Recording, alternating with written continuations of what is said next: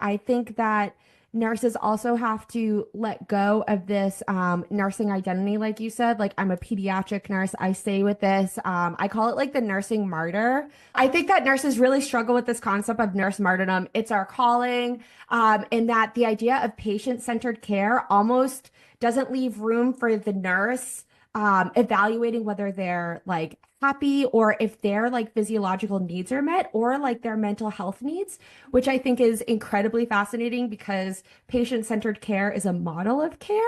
It doesn't mean that we need to sacrifice like everything. So I think that they really struggle in taking a step back from this identity, and they almost see it as a sign of weakness to say that the role itself might not be serving them in their mental health, because at the same time, it might mean that they're not strong enough to serve their patient.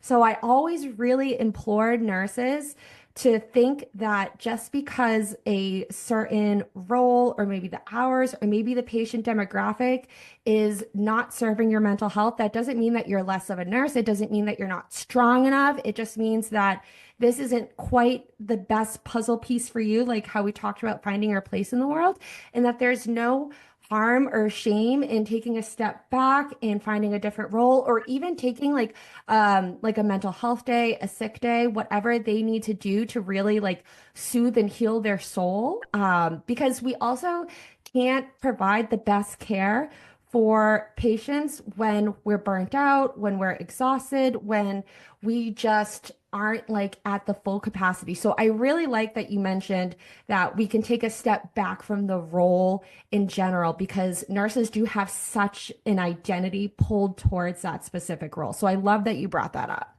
Yeah, and I think just recognizing like you also might be somebody who's been in a role for 10 years. Well, the person who took that role 10 years ago isn't the same person of today.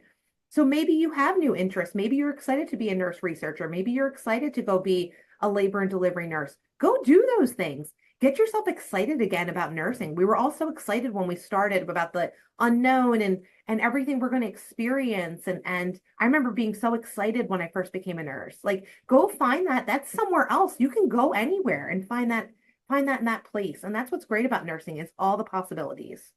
Yeah, I also think that your body changes too. Like, I was like, oh, I am such a night person. Like, I'm gonna work nights and I love running around and I'm just gonna run around all the time. And then I started doing it and I was like, I am so decrepit.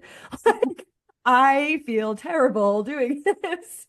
Yeah. And I don't think I can do this for like the rest of my life. So like the mental spark change, but then also I had this like realization of like, I don't think I can do this when I'm 50 or 40 or like even in 5 years. Like, I like my physical body started to burn out within like the first like 3 years of that type of lifestyle that I was so excited to join. So like also just reflecting on what your physical body is capable of too.